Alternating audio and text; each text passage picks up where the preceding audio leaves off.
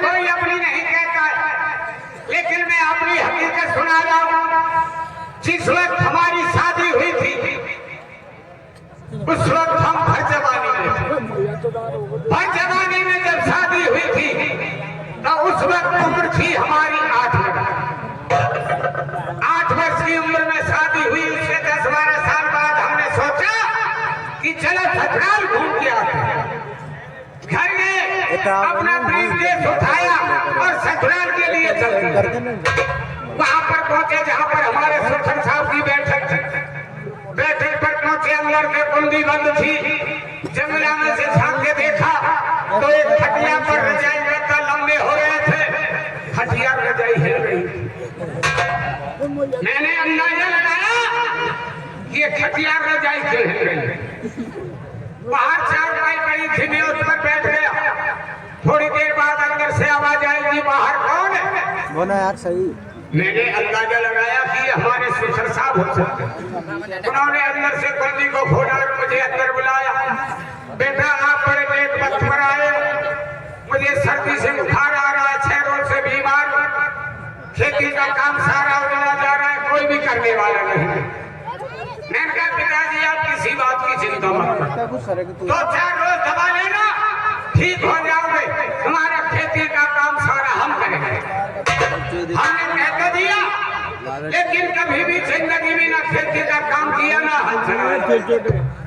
अंधेरे में कहने के मुताबिक रात को अंधेरे में खड़े हुए वहां पर पहुंचे जहां पर 3 पशु बंधे हुए, 2 भैंसा और 1 भैंसी।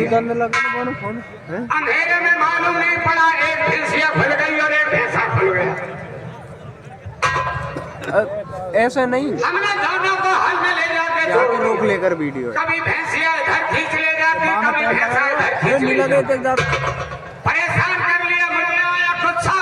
मैंने कस करके 4 से डंडे भैंसा और भैंसिया पे जमाए तो दोनों सीधे खून में आ गए।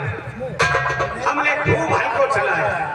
उधर में हमारी श्रीमती अंधेरे में उठी और सोच रही थी कि आज हमारे पति देव खेत पे काम करके गए, चलो उनके लिए नाश्ता पानी का इंतजाम करना है, दूध निकाल के लाना।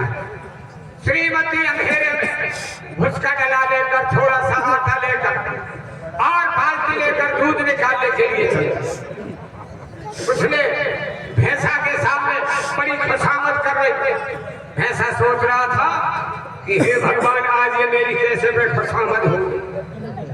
श्रीमती ने बड़ी खुशामद की, कभी आटा भर, कभी पीठ पे हाथ थपथपा के और पैरों को सहला के दूध निकालने के लिए लेके बाल्टी बैठी और जैसे ही पानी के छींटे मारे तो भैंसा उछल के 10 कदम दूर। श्रीमती को गुस्सा आया, ये आटा भी खाती जा रही है, चारा भी खाती जा रही है, दूध देने से इनकार कर रही है। श्रीमती ने लिया पास में पड़ा हुआ बमूर बंसा 4 से पीठ में जमाए, भैंसा जो कि सतर खड़ा हुआ। उसको डर था अगर फिर से उछलूंगा तो फिर से डंडे पड़ेंगे। श्रीमती ने फिर से बड़ी खुशामद की, कभी आटा भरा, कभी पीठ में हाथ थपथपा, पैरों को सहला के दूध निकालने के लिए बैठी और जैसे ही पानी के छींटे मारे तो भैंसा ऊपर नीचे हो। उसने उछलने की कोशिश तो नहीं की क्योंकि फिर से डंडे पड़ेंगे।